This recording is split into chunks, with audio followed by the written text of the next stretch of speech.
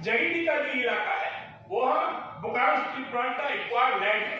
विस्थापकों में अथाह असंतोष है, लेकिन उसका जवाब औद्योगिक निवेश के बाद रोजगार देकर ही किया जा सकता है, नारों से नहीं। तो यहाँ पर क्लस्टर, स्टील क्लस्टर की घोषणा धर्मेंद्र प्रधान जी ने पहले सेकेंड प्रधानमंत्री जी के पहले चुनाव, दूसरे चुनाव में किया था। स्टील क्लस्टर याद है, और वो स्टील क्लस्टर के लिए एरिया चिन्हित किए गए जरीडी का जो एक्वायर्ड लैंड है, जो मिसयूज हो रहा है, इंक्रोच हो रहा है, बर्बाद हो रहा है। तो मैं आशा करूंगा कि केंद्र सरकार की योजना को, स्टील क्लस्टर की योजना को जीवित किया जाए, जिससे कि विस्थापित युवाओं को चेहरे पर एक चमक आए।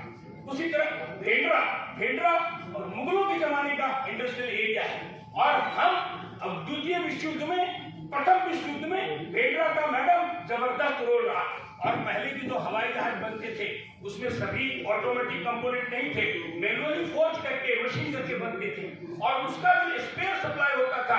यहाँ नरेश जी हैं, चलेंगे क्या?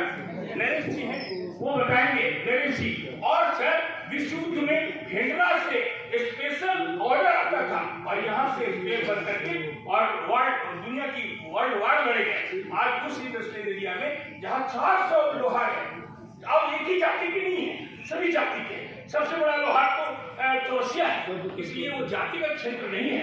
उसमें अगर आप रॉ मटेरियल दे दें, उसमें कोई डिमांड नहीं है। लोहार, ये जो आर्टिसन होते हैं ना सर, ये भिखमंगे नहीं होते, ये हुनरमान लोग होते हैं, उनको सिर्फ पीठ पर हाथ चाहिए। और आप भेंडरा को कोयला दे दीजिए और लोहा दे दीजिए, दो लिंकेज कर दीजिए, कोयले का लिंकेज और लोहे का लिंकेज, आपको वो रिजल्ट दे देगा, और ज्यादा कुछ समस्या नहीं है।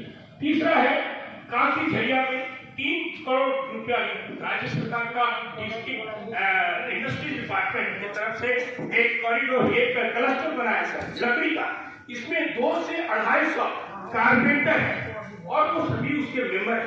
3 करोड़ रुपया का निवेश हुआ।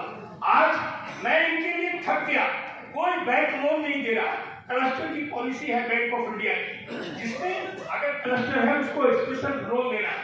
आज ये कार्य आदेश इनके पास 5 करोड़ का है मान्यवर, आपके स्कूल राज्य सरकार का बेंच बना करके इनको देना है, और वो नहीं कर पा रहे हैं, आदेश नहीं है। और एक और समस्या है कि आपका क्लस्टर है, और आज इन्हीं के क्लस्टर के माध्यम से वो जो आपको लकड़ी का मोमेंटो हमारे जीएम साहब ने दिया, इन्होंने बनाया था, और इनकी का ही है, क्लस्टर है, प्रतिनिधित्व हमारे जीएम साहब का है, आपकी है।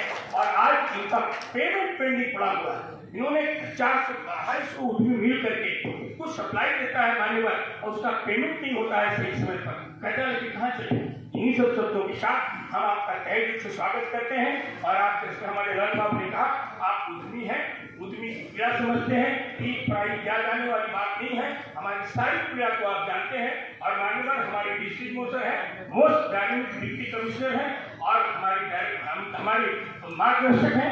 आप दोनों के नेतृत्व में, सेक्रेटरी साहब के नेतृत्व में और DI के नेतृत्व में, हमें आशा है कि हम उन सारी समस्याओं का समाधान हो जाएगा। धन्यवाद।